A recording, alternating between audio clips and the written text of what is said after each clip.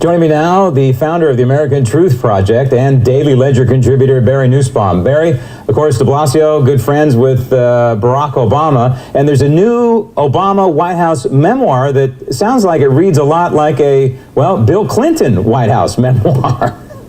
It's nearly Animal House on 1600 Pennsylvania Avenue.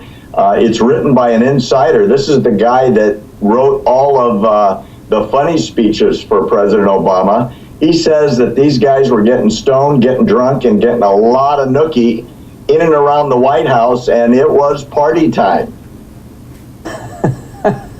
Well, that explains why some things I guess it explains why some of what we saw happen during the 8 years of Obama, but it is no excuse, of course.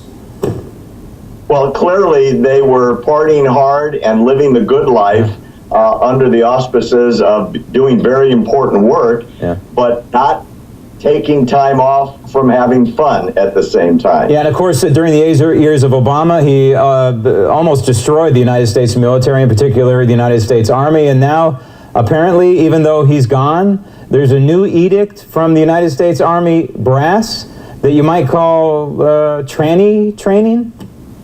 This is so weird. It's clear that the Pentagon hasn't caught up with the new guy in charge, specifically Mad Dog Mattis.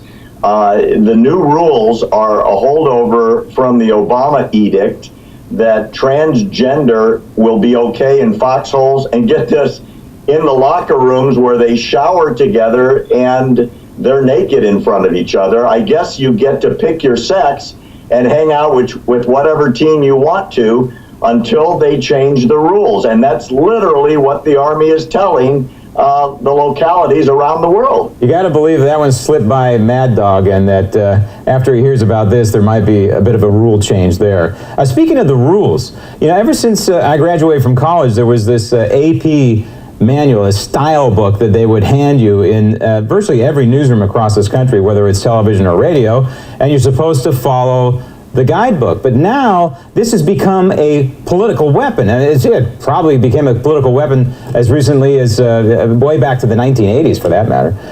So it really has become a book of propaganda. You know, it's not just what you say, Graham, that makes the news. It's how you say it. You hit the nose. You hit the news right on the nose here. When you use words which change the meaning of the news, in effect, you've changed the news. AP says you're not allowed to say terrorist. Right. You're not allowed to say jihadi. You're supposed to say lone wolf or attacker, as if that is more politically correct. And Graham, quite frankly, it changes people's understanding of what really took place on the ground. If everybody's a lone wolf, we have no enemy and we have no one to fight. And the AP is making news by changing the news. Yeah, and it's nothing more than propaganda. In fact, Joseph Goebbels, I think, would approve of what the AP style manual is now doing. Barry, thanks.